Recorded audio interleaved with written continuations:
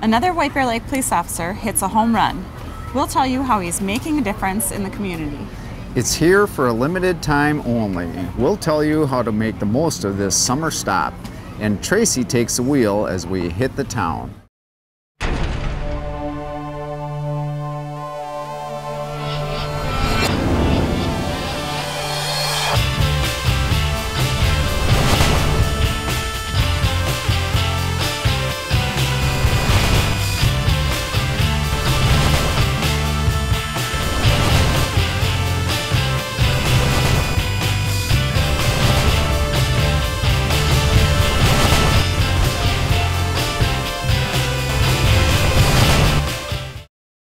Hi, I'm Tracy Menarchuk. And I'm Ron Hawkins. Thanks for joining us from the Farmers Market, where we're checking out the scene.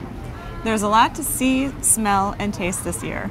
We'll do that later in this half hour, but first, check out this quick and easy way to keep the environment safe and unused drugs off the streets. Don't just leave it in the medicine cabinet. Bring it in here and get it disposed of so that somebody doesn't become addicted to those drugs. Since 2011, the Ramsey County Sheriff's Department has been helping keep drugs off the street and pollution out of Minnesota's landfills and rivers. As I walk in, I'll go to the front counter here and say... Public Communication and Crime Prevention Coordinator Randy Gustafson says the number of drops has gone up steadily since the program began. In 2012, they collected 3,300 pounds of medications, and in 2014, 6,300. They're on target this year for collecting 8,000.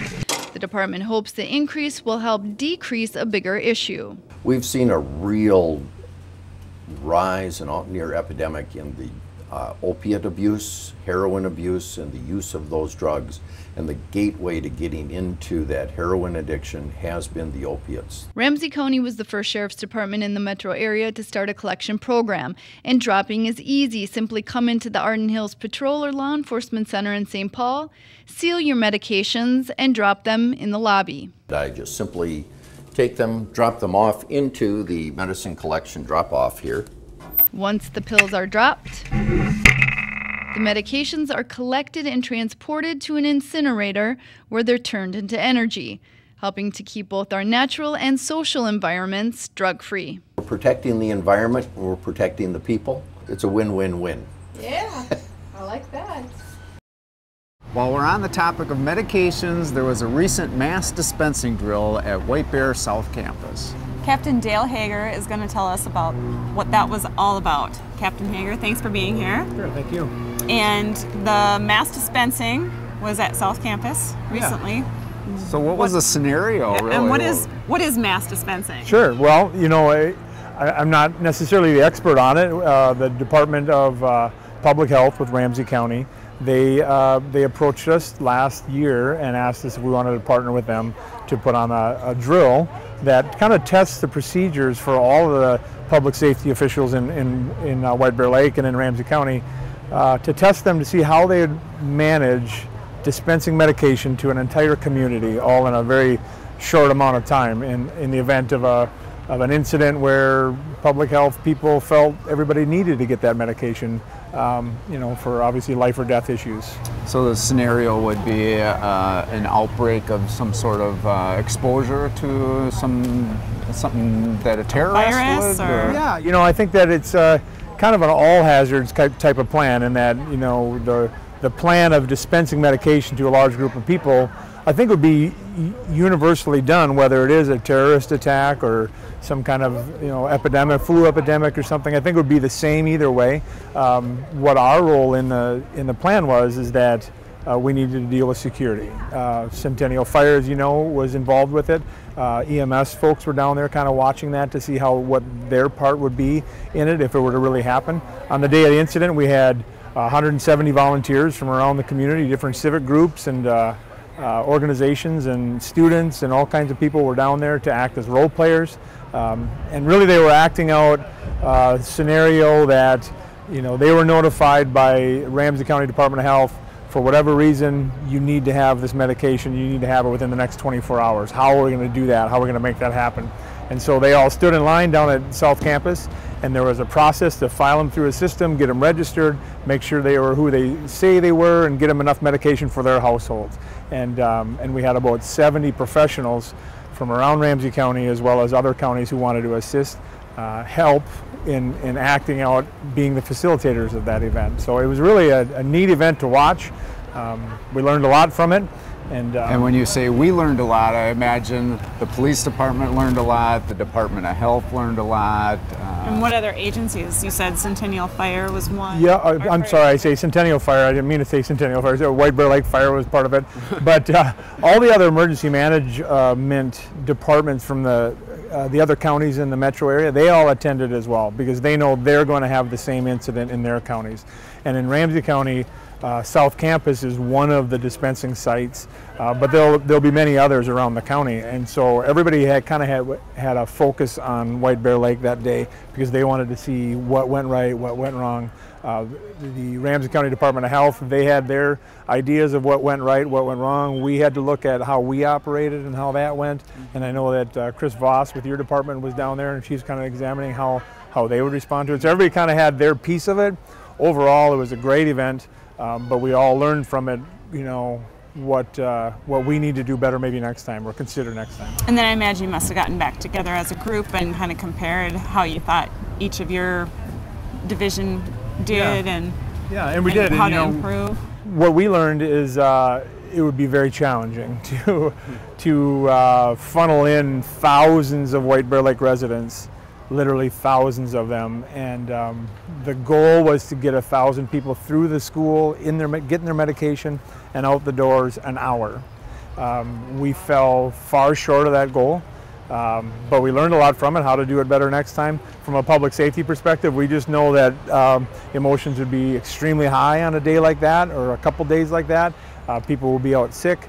We'll have a lot of challenges. We'll be short on staff, there's no question about it, and we just have to figure out a safe way to get people through that very trying time in their lives. Yeah, and it sounds like that would just be an ongoing project as far as over the coming weeks and months, tweaking the plan and that sort of thing. And the general public, how would they get alerted as to having them know that, okay, there's been some sort of thing that I'm not aware of, and where do I need to go? How are they alerted? Right, I know that the Ramsey County Department of Public Health, I know Minnesota Department of Public Health have their plans to ensure the most amount of notification of the residents as possible. I know they use a variety of media outlets, whether it's social media or traditional media. I wouldn't doubt if part of their plan is door-to-door advising and the news and everything, and just getting the word out to everybody you can. I know that that's their plan. That probably wouldn't be on us to do. We'd facilitate and help in any way we can to do that. But our goal in that type of situation would be to just ensure the public safety, ensure the other public safety, our partners, our fire department partners, and our health department partners, ensure their safety. People in that situation, there's a potential for a mob-like mentality to take over in that position.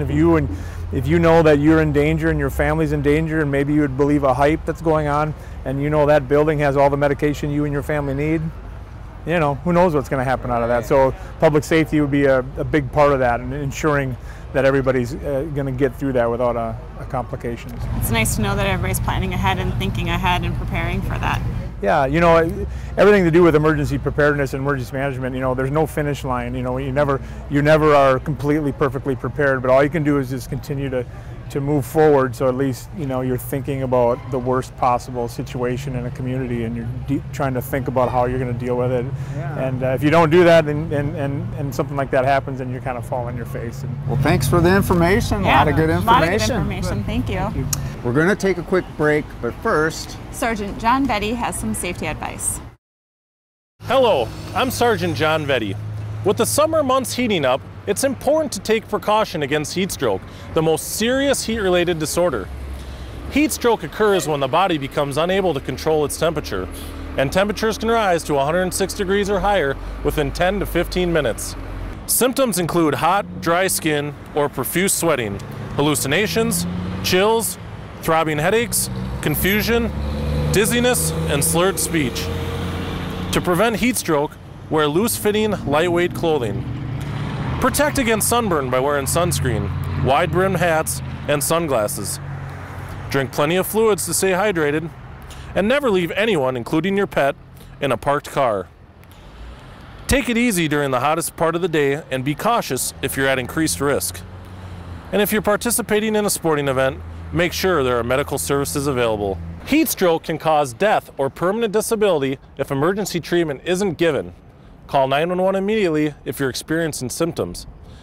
The good news is heat stroke is predictable and preventable. Stay cool and stay safe, and we'll see you next time. While you're getting out and enjoying a little rest and relaxation this summer, a burglar may be getting into your home. Hello, I'm Carrie Crotty. And I'm Lon Bakey. Don't let criminals ruin your summertime memories. On this August edition of Your Police Report, we'll talk with a Maplewood police officer about how you can safeguard your home while you're away.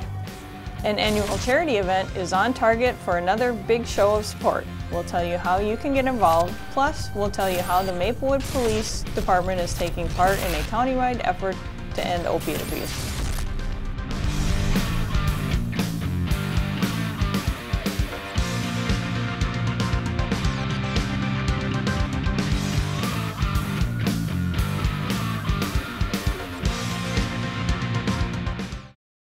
Welcome back. If you haven't been out to the farmers market this summer, you've still got some time.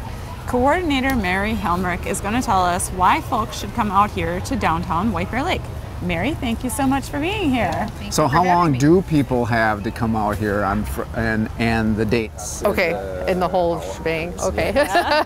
They have till October 30th. It runs every Friday from 8 a.m. to 12 p.m. And yeah. And it's very busy. Very busy. Very busy. Yes. And we like to see that. Yes, definitely. Definitely. Now, I was going to say farmers market. Some people think, oh, that's flowers and vegetables and stuff. But I'm standing here smelling bakery items and stuff. What else do we have at the farmers market? So much more, so much more.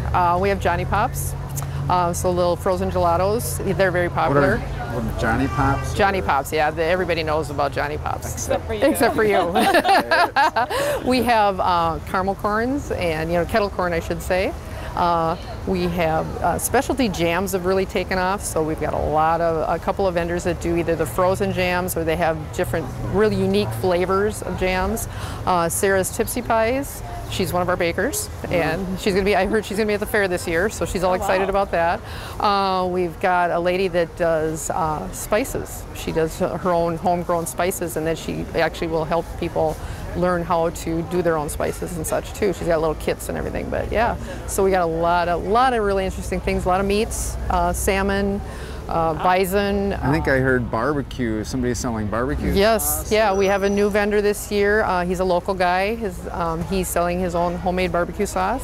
So yeah, I hear that's good. And of course, fruits and vegetables. Yes. And flowers. Yes, yep, lots of that. And you said local. Right. And apparently we have a very good selection of local people for all different kinds of things that they're selling. Yeah, we have a baker lady, Diane, that does scones. We have our barbecue guy, and then a couple others. You could kind of consider local. They're like in Stillwater and such, but they do bakery goods and different vegetables and stuff. So a lot of people are really from the northern suburbs. And I guess that's what I was going to ask. When we say local, really very White local. Bear and close to White Bear, not too far out. So when people come down to their local farmers market, it actually is. We're not getting people from out of state or big companies or anything like that. Right, exactly. Yeah, we have some Vadnais Heights, Stillwater, so you're getting your local people. So how long has the farmers market been here in White Bear Lake? The market started in the 70s. I don't know the exact time, but it's been here. It's probably one of the... You were a little kid. Yeah, exactly. Very, very little. But yeah, it's been around since the 70s. A lot of them, this is like third generations here now, second and third generations. So we have a lot of families that have been here a very long time. So yeah, they've been here for quite a while. We probably are one of the longest running markets in the Twin City area. Wow. And how are things been going overall from maybe from last year or the previous year? We're a little slow. You know, they did some stuff around town here that kind of slowed things down a little bit, made it a little hard to get in. But when you say slow, less vendors than previous? Well, the vendors, you know, we've had a little bit of a switch over there too, you know, for the same reason. We've got a lot of new vendors that took their spot though, so that's, you know, not a bad thing. Sometimes it's good to get fresh. But just, you know, people in general, we see traffic, but it's just not the numbers we've seen in the past. So, and I think maybe other people think so too, don't think that it runs as long. I was surprised to find out that it runs through the end of October. Oh yeah, definitely, yeah. Normally farmers markets and other places are maybe just a few weeks or maybe just a month. Well, you got to get your apple people. You know, your apples aren't ready right now, so we got to get the whole gamut. Apple people local. Yes, so. exactly. We have we have a Hugo orchard that comes down and stuff. So yeah, you know, we got to give them time too. Nice. Their time to shine. So now you are the coordinator and kind of the overseer of this. Yep. I pretty much run the market on my own. And before we grabbed you, you had a really big clipboard and you were running around with your vest on. What kinds of things do you have to do? I pretty much just check everybody in. You know, there's a fee to be paid, and our finance department handles that, so I don't really do that. But they let me know who's paid, and then I run around and I make sure that they are here and they're the people that are supposed to be, you know, because you sometimes get people trying to sneak in and taking someone else's stalls, and that's when I got to get, you know, a little more stern, get my game face on. But yeah, for the most part, yeah, I just kind of check them in and make sure everything's going good and they're selling allowable products. You know, we don't want anything brought in, like you said, from out of state or anything that isn't marketed by them. Yeah, that isn't approved on our list, because we are strictly a farmer's market. We don't allow craft items and things like that. So, well, thank you. Thank you very much, Mary. You do a good job, and all the vendors here do a good job. And nice variety, so keep it up. Oh yeah, that's what I hear. I hear out the word on the street. I kind of keep myself quiet, but every once in a while I'll hear somebody say a blip about what the nice variety we have here. So it's very nice. Thank you very much. It's a nice day too. Yeah, we love it. Another summertime tradition is getting ice cream. Well, a White Bear Lake man is selling ice cream in a whole new way. Check it out. If I never had a cent, I'd be rich as Rockefeller. Gold dust at my feet, on the sunny side, the money side, the peaches and the cream and the honey side, walking over to the sunny side of the street. I have this nostalgic place, I guess, in my heart and mind for the ice cream man, and they don't come around very much anymore. And so I thought, well, what if I became an ice cream man? But I didn't want to do it, you know, the traditional way with the truck. I thought, get something kind of vintage, because I'm big into vintage and nostalgia type stuff. I thought I'll get the old vintage style trike. I'll sell ice cream, but I won't just sell ice cream.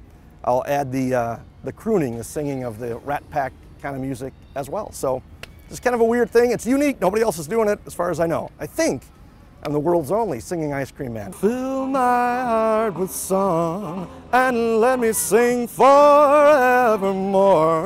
Yes, they are delicious. One for you. $9. Yeah, okay, that's great. And then I'll give one for you, and I'll give this one back. But here I am at Festa Italiana, an Italian fest. And I don't know, I love getting to know people, different cultures, different foods, different events, things like that. So it gets me into a lot of different places that I wouldn't have been before. So I'm pretty excited. How you doing, pal? You looking for some ice cream? Not yet? Okay. Maybe later? There we go. So 250 and 2 is 450 out of 5. I'm just never afraid to make a fool of myself. Just have fun. Life is short.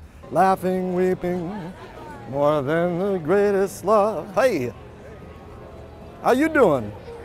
Good, good. I'm doing great, thank you. So not only am I selling ice cream and frosty treats on the street, but my last name means the street. And of course, the peddler. I'm peddling my tricycle, but I'm also peddling ice cream treats. So that's where the street treat peddler tongue tie name comes from. The night we met, there was magic abroad in the air. There were angels dining at the Ritz. A nightingale sang in Berkeley Square. I love doing those things. I just hope that I can continue to do those. Hope the business will continue to grow, and I'll continue to enjoy it and have fun. To swear that when you turned and said goodnight, a nightingale sang in. Thank you for coming. Have a great day, gals. Like a lazy ocean hugs the shore. Sway me smooth, sway me more. We're going to take another break, but stay tuned. Tracy takes me on a wild ride when we return.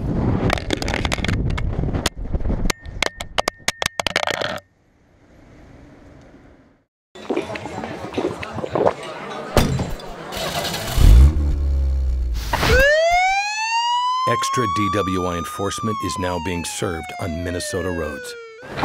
Don't be what you drink.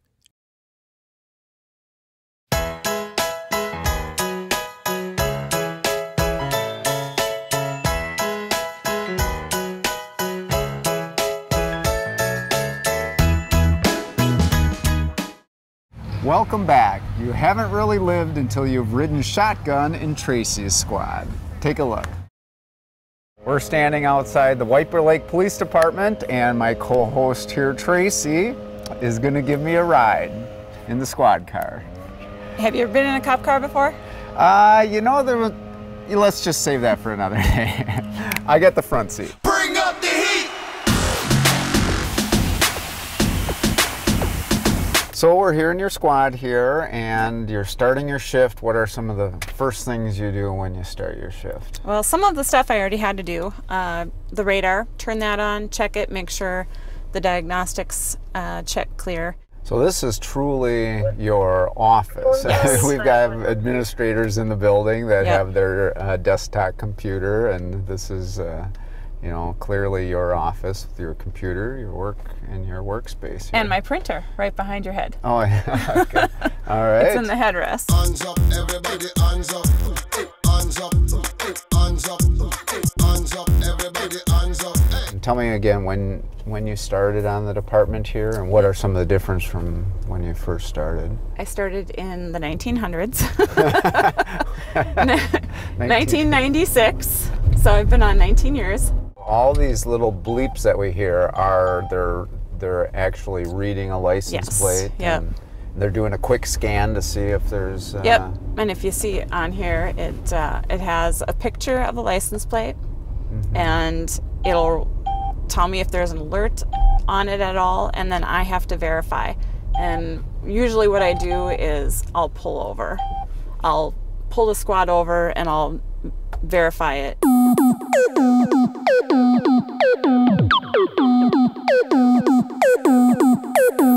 Do you find it hard to multitask? I mean, you've got a lot of different buttons, a lot of different things that you interact with. Certainly it takes quite a bit to multitask, I imagine. Sometimes. It's funny because it's more difficult for my riders. Not somebody sitting in a passenger seat, what you're doing. Like me. Like you right now. So you got your emergency lights on and stuff like that. And yep, emergency lights. Can I just like turn them? Can I put the siren no. on? No, no. Can I do anything? No, no. All right. Give me that boom boom. Give me that. Give me that. Ron was getting out of hand, so I had to put him in the back. Well, at least you didn't have to cuff me, I guess, huh, Tracy? Tracy.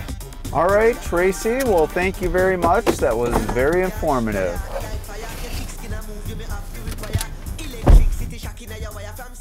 Tracy. Tracy. I think she forgot about me. And so I did learn a few things, and certainly you police officers do an awful lot when you're cruising around in the squad. Yeah, we have a lot of different things and a lot of different things we've got to pay attention to and look at and listen to. And from a production standpoint, obviously things don't go as planned, as we saw in that footage. It was not my driving. it was the GoPro that it wasn't fastened and it tumbled off the squad. So it was kind of fun. Before we go, we want to congratulate White Bear Lake Police Sergeant Eric Gadboy for being honored at Target Field recently. He was named a DWI All-Star for his outstanding record taking drunk drivers off the street. Congratulations on a job well done. We're out of time, but make sure to come visit the farmers market. We also want you to visit our Facebook page, give us some feedback on story ideas. Thanks for joining us, and stay safe this summer. We'll see you next time.